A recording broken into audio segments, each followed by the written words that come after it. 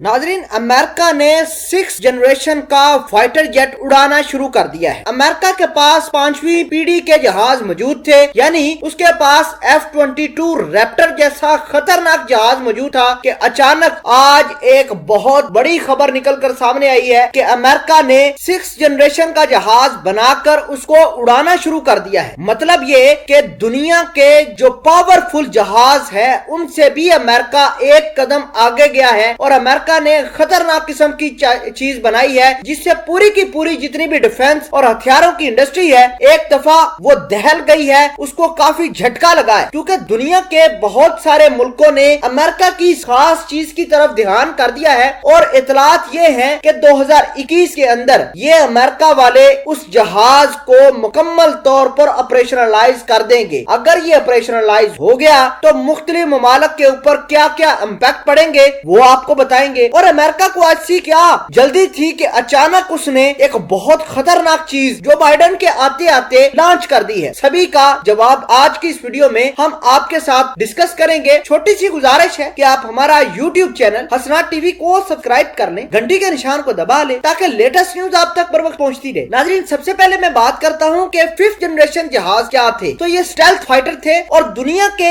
सबसे ज्यादा खतरनाक स्टेल्थ फाइटर जो है वो अमेरिका के पास थे। अमेरिका के F-35 जहाज, एडवांस लेवल के F-16 और F-22 जो जहाज थे, अमेरिका वाले इसको और अमेरिका के अलावा दुनिया जो है इसको स्टेल्थ मानती है। अब स्टेल्थ क्या चीज है? ये ऐसी टेक्नोलॉजी होती है जो जहाज को रडार पर आने से बचाती है। मतलब इसकी वजह से, इस टेक्नोलॉजी की वजह से जहाज रडार पर डिटेक्ट नहीं होता। नाजरीन ग्रामी, चाइना भी क्लेम करता है, रशिया भी करता है कि उसके पास स्टेल्थ 5th जनरेशन के जहाज मौजूद है। हालांकि इस खबरों के अंदर, इनकी क्लेम के अंदर किसी किस्म की कोई सच्चाई नहीं है। अब अमेरिका ने एक कदम आगे गया है और 6th जनरेशन का जहाज बनाया है। उस जहाज का नाम FA-XX है। ये फाइटर जेट 6th जनरेशन का है और अमेरिका ने इसका प्रोटोटाइप उड़ाना शुरू कर दिया है। भले ही इसके प्रोटोटाइप के अंदर कुछ खामियां आएंगी, लेकिन अमेरिका 2021 के आखिर या फिर 2022 के शुरुआती महीनों में इसको अपनी एयरफोर्स में शामिल कर देगा। अब आप समझ रहे होंगे कि इसके अंदर कौन सी ऐसी खास बात है जो इसको 6th जनरेशन पर ले गई है। तो अमेरिका का ये